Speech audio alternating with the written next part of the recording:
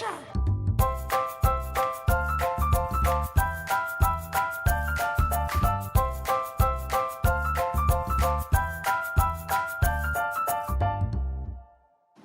Hey everyone! Today we're going to learn about storytelling with Miss Kendal in the library. Let's go! Hey everyone, we're here in the library. Let's get ready to sit and listen to the story and use our imaginations. Thanks, Simon. All right, everyone.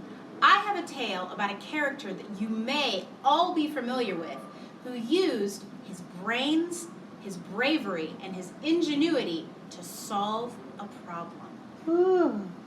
Once upon a time, in a kingdom not so far away, there lived a brave knight by the name of Sir Simon.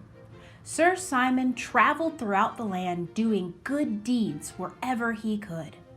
One day, he came to a kingdom that was facing a terrible problem. A large green dragon had stolen their princess and taken her to his lair beneath the Black Mountain. Sir Simon knew that he could help. He agreed to save the princess from the dragon and return her safely to the kingdom. He set out on his journey. First, he came to a neighboring town where he met with a very powerful sorcerer. The sorcerer bestowed upon Sir Simon 3 gifts to help him with his quest. The first was a helmet to help protect his brains. The second was a shield to aid him in doing good deeds. And the third was a sword of illumination to shine light into the darkest of places. With his 3 gifts from the wizard, Sir Simon continued on his journey to find the dragon. Before long, he came to the mouth of the cave where the dragon lived. It was dark, and he heard a thunderous sound. It was the sound of the dragon snoring. Sir Simon knew it was safe to enter as the dragon was fast asleep. Quietly, he crept inside the cave until he came to the great beast asleep on the ground. Beyond the sleeping dragon, Sir Simon saw another path. Surely, he thought, this must be where the dragon is keeping the princess. He made his way, but littered on the floor were remnants of the dragon's favorite snacks that just so happened to be Sir Simon's favorite snacks too. Banana peels!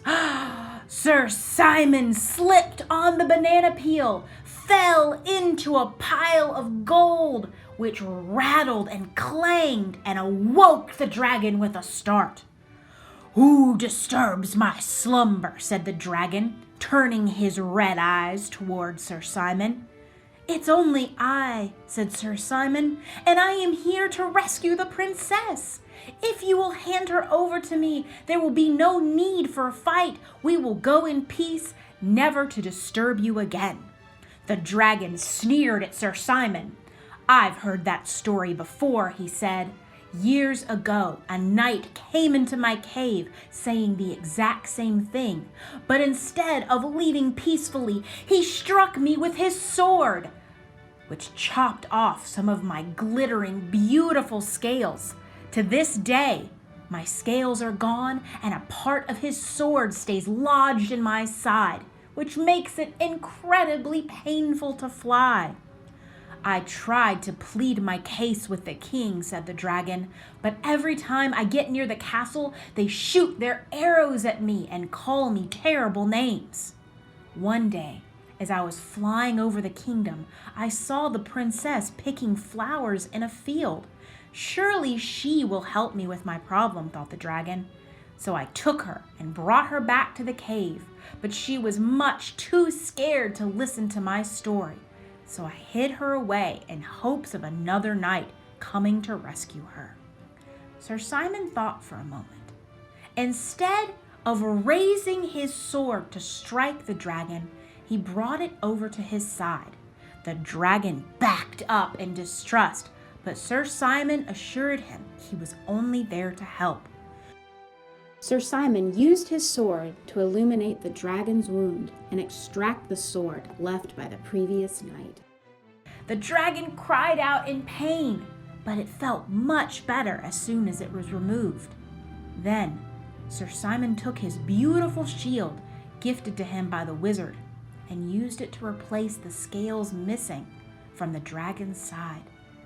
The dragon was so overjoyed, he flapped his wings and thanked Sir Simon. It no longer hurt to fly, and his new, beautiful, glittering scale was even more gorgeous than the ones before. He quickly released the princess to Sir Simon's care. He waved them farewell, and they made their way safely back to the kingdom, where they spent their days ruling with peace and kindness. The end.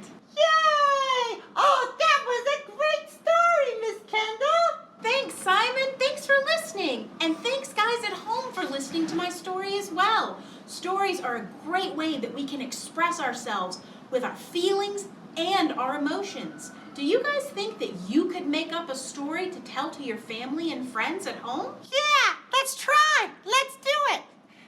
Thanks for coming today, friends. All right, everybody. Thanks for listening, and we'll see you next time. Goodbye.